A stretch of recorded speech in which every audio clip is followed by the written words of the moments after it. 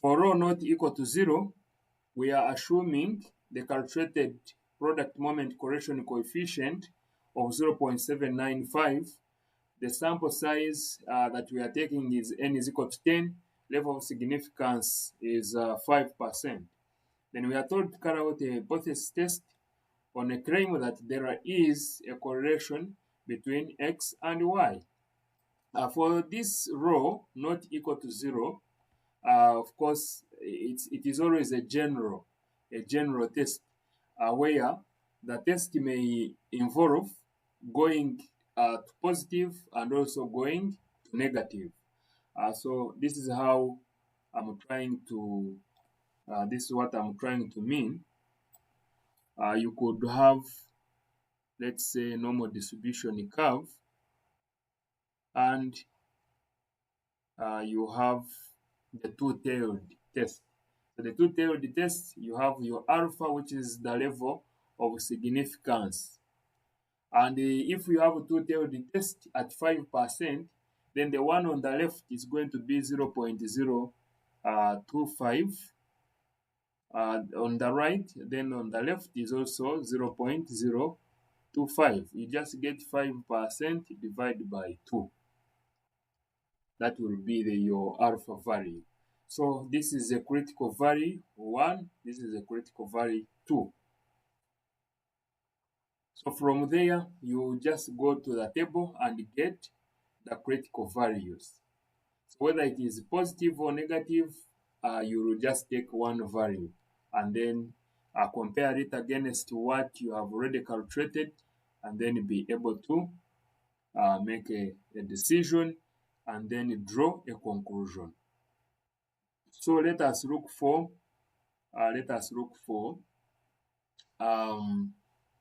the critical values. So critical values, we have already said that n is equal to 10. The level of significance is 5%. So we shall go to our table of the values of product moment correction coefficient. We got 5. So to 5, we got 10. So there we read our value, and that is 0.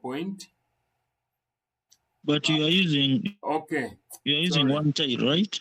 So we are using 0.5 or 0.25. Yeah, we are supposed to come here. Okay. Yeah, we shall not use that. So we are going to use the 5% two-tail test. That's where we shall go. But what you have to remember is that the 5% two-tail test is always the same as the 2.5% one-tail test. So that's why you don't need to struggle much. Just look at if it is the 5% level of significance, just go to the two-tail test. As long as you have understood that it is a two-tail test, go to 5%. If it is a one-tail test, you also go to the 5%. But here we are dealing with a two-tail test, so we shall go to 5%.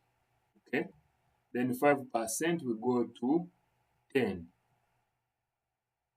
Yes, so that is the value.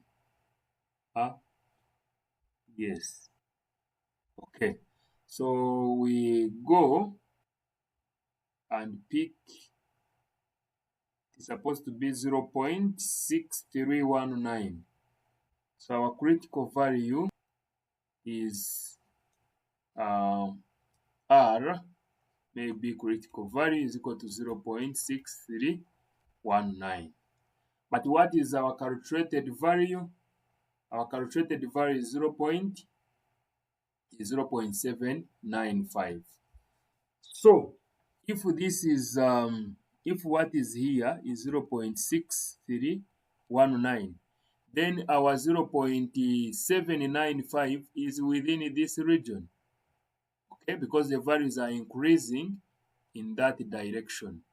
So if I pick another color, I'll find that 0.795 is here, and therefore the calculated value is within the rejection region. So that is the rejection region. Okay, from 0.6319 moving forward is the rejection region. And we can see that our calculated value is there, 0.795. So what we do, we just say the calculated value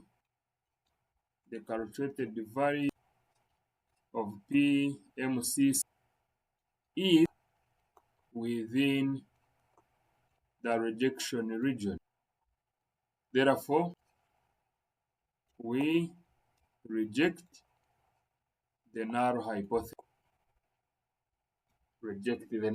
hypothesis. So what is the conclusion? There is sufficient evidence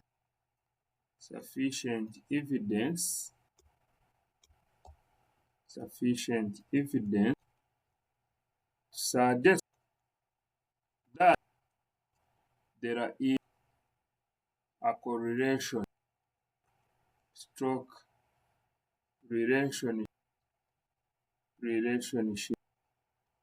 between X and Y. And that's how we decide and conclude. So first of all, you have to know if you're dealing with a two-tailed test. Then you look at the question, pick out the value of n, pick out the level of significance, then use the table of the critical values of product moment correlation coefficients, go to n, match it with the level of significance, make sure that you're dealing with a particular tail test. If it is one tail, you have to know. If it is two tail, then read off that value. Then after reading that value, you compare it with the calculated.